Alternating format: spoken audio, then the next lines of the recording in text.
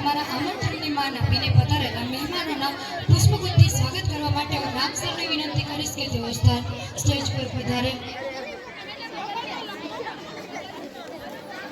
શ્રી માલદેવભાઈ બારિયા આહિર યુવા મંચ ઉપપ્રમુખને વિનંતી કરીશ કે તેઓ સ્ટેજ પર પધારે. બાળકોને નમ્ર વિનંતી કે આપણા પધારેલા મહેમાનોને જોરદાર તાળીઓથી આપણે સ્વાગત કરીએ.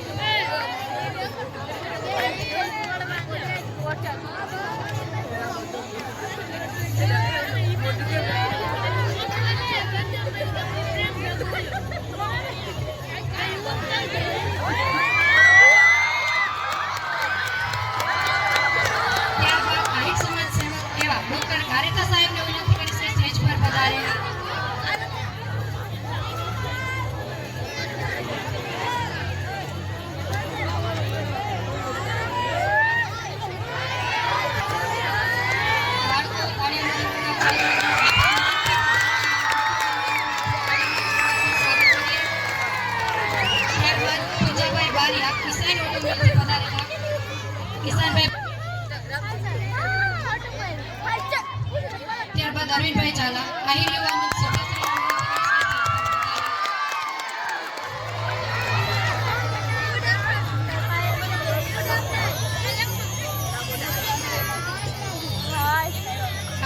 તાળીઓનો ગડગડાટ બાળકો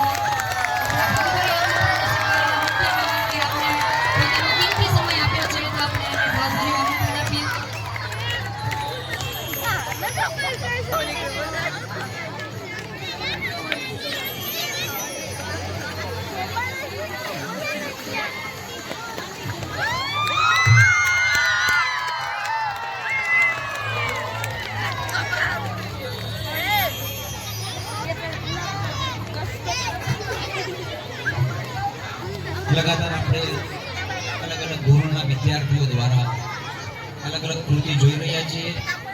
વિશેષ રૂપે મહેમાનો જે છે આવ્યા છે એમનું ફરી પાછું હૃદયપૂર્વક સ્વાગત કરીએ છીએ. અને 2024-25ના વિદ્યાર્થીઓ 2024-25ના વિદ્યાર્થીઓ જેને સ્કૂલની અંદર એક વિશેષ રૂપથી પરફોર્મ કરેલું છે. એમના શિસ્ત, એમના સંસ્કાર, એમનો ઓવરઓલ એટીટ્યુડ, આ બધું જે છે એમને ધ્યાનમાં રાખી અને સંસ્થા દ્વારા જે છે એક વિશેષ રૂપથી એનું સન્માન કરવાનું નક્કી કરવામાં આવ્યું છે. તો હું એ તમામ વિદ્યાર્થીઓ 2024 અને 25ના છે જેમના નામ મેડમજીને વિનંતી કરીશ કે એ અહીંયા આવી અને આપ લોકોને સમક્ષ રજૂ કરે અને એ વિદ્યાર્થીઓ જે છે એ અહીંયા મંચ પર આવી અને પોતાનું સન્માન જે છે એનો સ્વીકાર કરે. Madam please. વિદ્યાર્થીઓએ પોતાનો નંબર મેળવ્યો છે તેવા વિદ્યાર્થીઓના નામો અહીંયાથી બોલીશ અને તે વિદ્યાર્થી પોતાનું સન્માન સ્વીકારવા માટે સ્ટેજ પર પધારશે. 2024-25માં કેજીની અંદર જે પ્રથમ નંબર મેળવે છે તે વિદ્યાર્થી છે ચાવડા જય નારણભાઈ.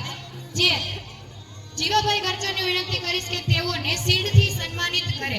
જીવનભાઈ ગરચર સ્ટેજ પર પધારે.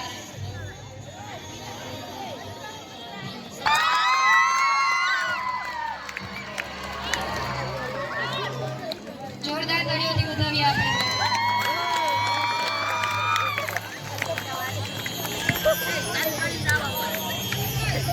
ત્યારબાદ હું વિદ્યાર્થીને સન્માનિત કરવા માટે લખમણભાઈ નંદાણીયાને વિનંતી કરીશ કે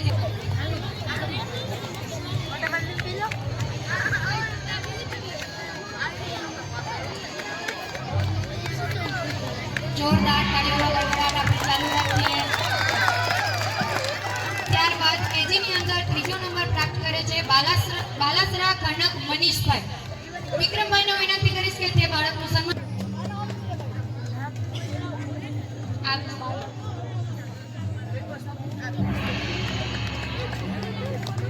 તાળીઓનો ગડગડાટ થી આપણે બાળકનું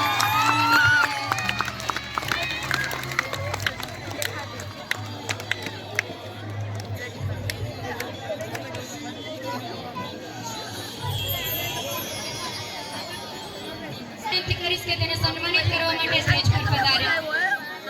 ચોથો નંબર પ્રાપ્ત કરે છે પીટી.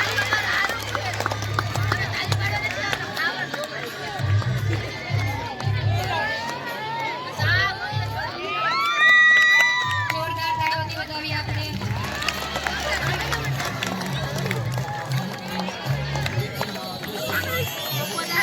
ત્યારબાદ કેજીની અંદર પાંચમો નંબર પ્રાપ્ત કરે છે ચુડાસમા ધનવી પરેશ.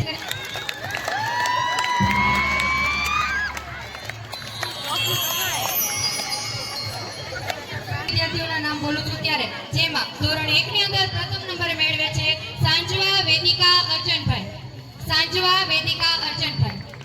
તેમના વાલીને સ્ટેજ પર પધારવા નમ્ર વિનંતી. તેમજ હું અર્જનભાઈને વિનંતી કરીશ કે તેઓનું સ્વાગત કરવા સ્ટેજ પર પધારે.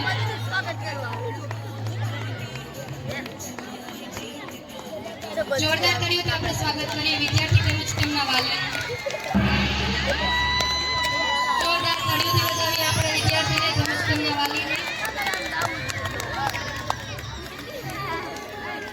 ત્યારબાદ ધોરણ 1 ની અંદર બીજો નંબર મેળવે છે મહેતાભાઈ.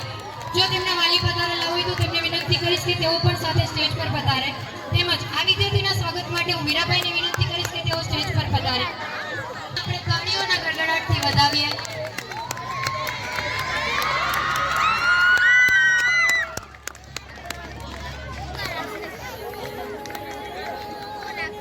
જોરદાર તાળીઓથી વધાવીએ આપણા સન્માન.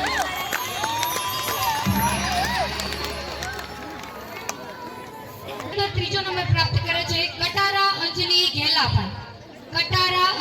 ઘેલાભાઈ. તેમનું સ્વાગત કરવા માટે હું પ્રવીણભાઈ પીઠિયાને વિનંતી કરીશ કે તેઓ સ્ટેજ પર પધારે. પ્રવીણભાઈ પીઠિયા. કટારા હાર્દિકભાઈ. તેમના વાલી પધારેલા હોય તો સ્ટેજ પર પધારે.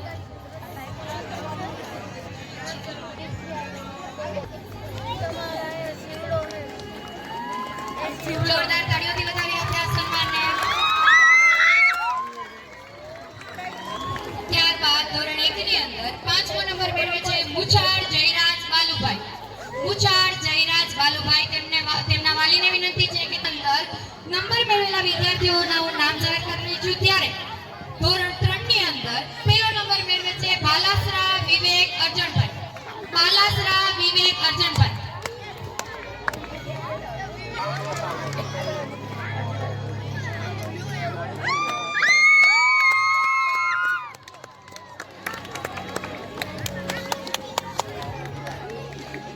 જોરદાર તાળીઓના ગડગડાટથી આપણે વિદ્યાર્થી તેમજ વાલીશ્રીને વધાવીએ.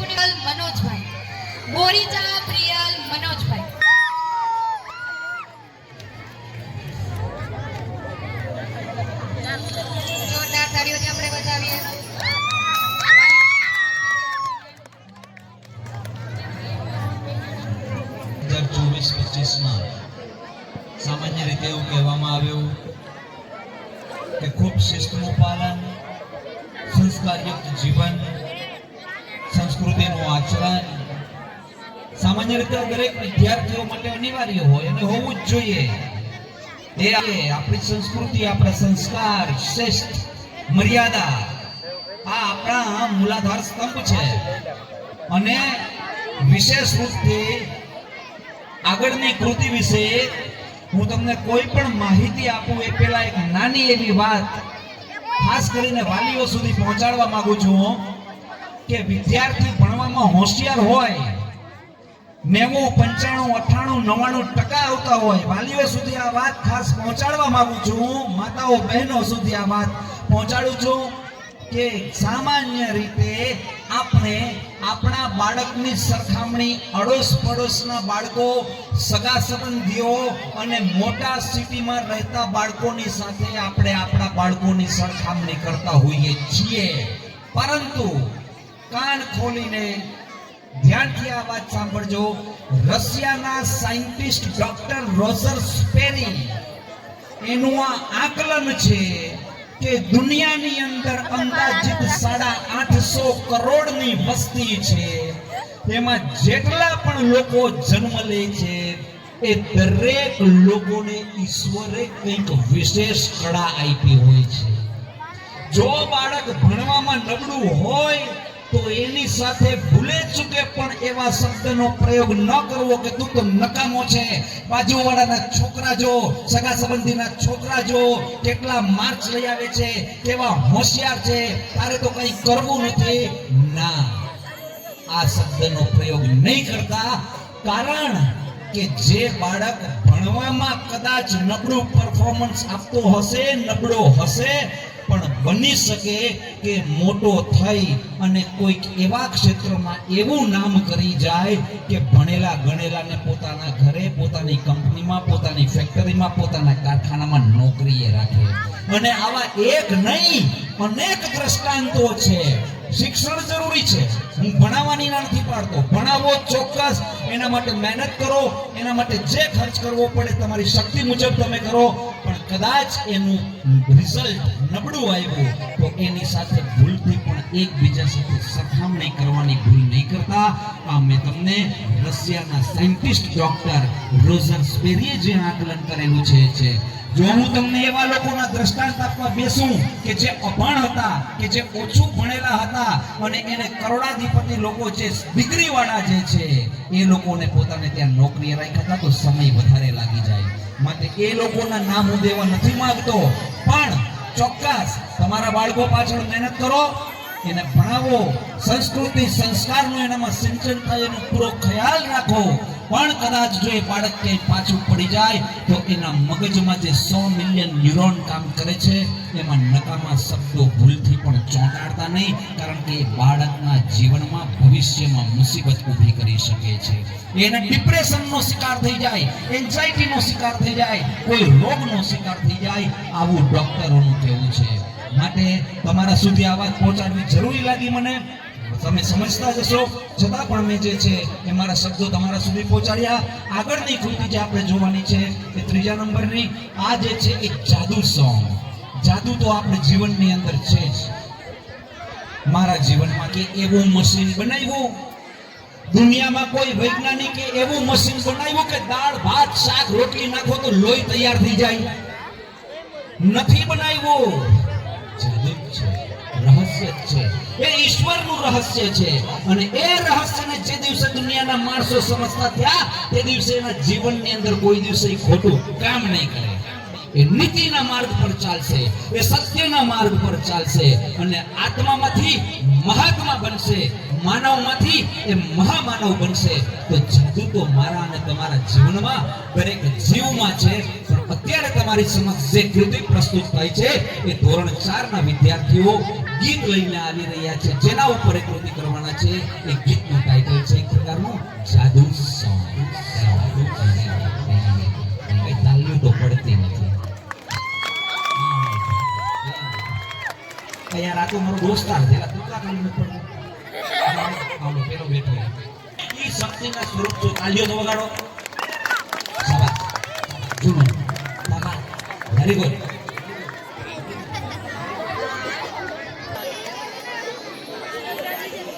વિનંતી કરીશ હંસાબેનને તેમજ રામ સરને કે સ્ટેજ ઉપર આવીને તેમનું સ્વાગત કરે. जिसकी एक मुद्दत से दिखाया वो करिश्मा ईश्वर ने अपनी इनायत से. पेतल जी भाई, आपको कुछ तकलीफ तो हुई होगी आज यहाँ आने जाने से, लेकिन इज्जत हमारी बढ़ गई है तशरीफ आपकी यहाँ आने से. कि पेतलजी भाई ના અહીંયા હોવાથી આપણા કાર્યક્રમની એક વિશેષ રોનક જે છે આપણે ગણી શકીએ. પેતલજી ભાઈ, તમારું ખૂબ ખૂબ સ્વાગત છે. આહિર સમાજના માનનીય મંત્રી કે જેમનું એક વિશેષ યોગદાન હંમેશા રહ્યું છે, એમનું હૃદયપૂર્વકનું સ્વાગત કરી અને અમે આનંદની અનુભૂતિ કરીએ છીએ. ત્યાર પછી મુળુભાઈ બોદર બરસાના સોસાયટીના ઉપપ્રમુખ. ત્યારબાદ આપણે મુળુભાઈ બોદર બરસાના સોસાયટીના ઉપપ્રમુખ છે તેનું પણ સ્વાગત કરીએ. એકવાર બાળકો જોરદાર તાળીઓથી આપણે સન્માન કરીએ. બરસાના સોસાયટીની અંદર અમારી સ્કૂલ આવેલી છે ને બરસાના સોસાયટીના ઉપપ્રમુખ શ્રી મુળુભાઈ બોદર, જોરદાર તાળીઓથી તેમનું સ્વાગત કરીએ. ત્યારબાદ આપણે બાટવાથી પધારેલા મહેમાન એવા એગ્રી બિઝનેસ સાથે જોડાયેલા છે રાકેશભાઈ રામ તથા રાજાભાઈ રામ. અમારા આમંત્રણને માન આપીને ખાસ બાટવાથી પોતાનો કિંમતી સમય ફાળવીને અહીં હાજરી આપી છે. જોરદાર તાળીઓથી એમનું સ્વાગત કરીએ. વાલીઓને પણ ખાસ સૂચના કે અમારા બાળકોનો ઉત્સાહ વધારે ને તાળીઓ પાડે. આ તમારો જ પ્રસંગ છે ને તમારા જ પ્રસંગની અંદર હાજરી છે. જોરદાર તાળીઓથી એકવાર સ્વાગત કરીએ આપણે. ત્યારબાદ આરબી રામ એજ્યુકેશન સ્કૂલના ટ્રસ્ટી એવા શ્રી રોહિતભાઈ રામને હું વિનંતી કરીશ કે સ્ટેજ ઉપર આવે. રોહિતભાઈ રામ, આરબી રામ સ્કૂલના ટ્રસ્ટી શ્રી રોહિતભાઈ રામ, જોરદાર તાળીથી સ્વાગત કરીએ આપણે. તાળીઓનો ગડગડાટ બંધ ન થવો જોઈએ વિદ્યાર્થી મિત્રો.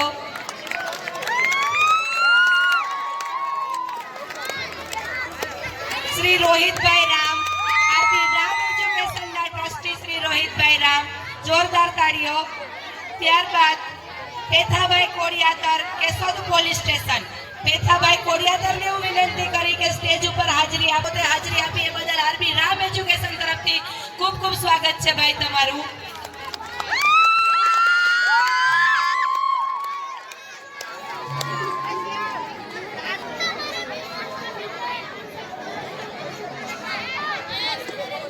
हर एक परफॉर्मेंस के बाद हम यहाँ पर जो हमारे विशेष रूप से अतिथि उपस्थित हैं उनको हम हृदय से यहाँ पर आवकार करते हुए, इसका स्वागत करते हुए हमारे कार्यक्रम को आगे बढ़ाते हैं.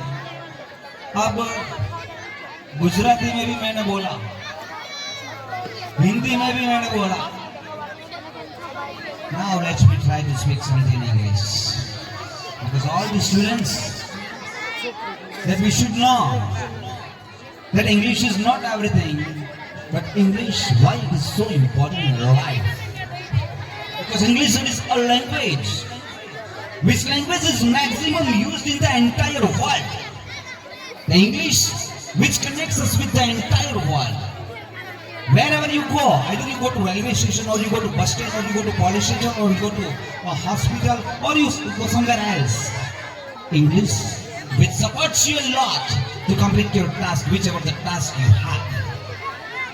Very humbly I would like to inform you all of you that suppose if the students, those who are studying in the Gujarati medium, and if they feel that we are in the Gujarati medium, we are not studying in English medium, and we will not be able to speak even a sentence of English in the further and clear.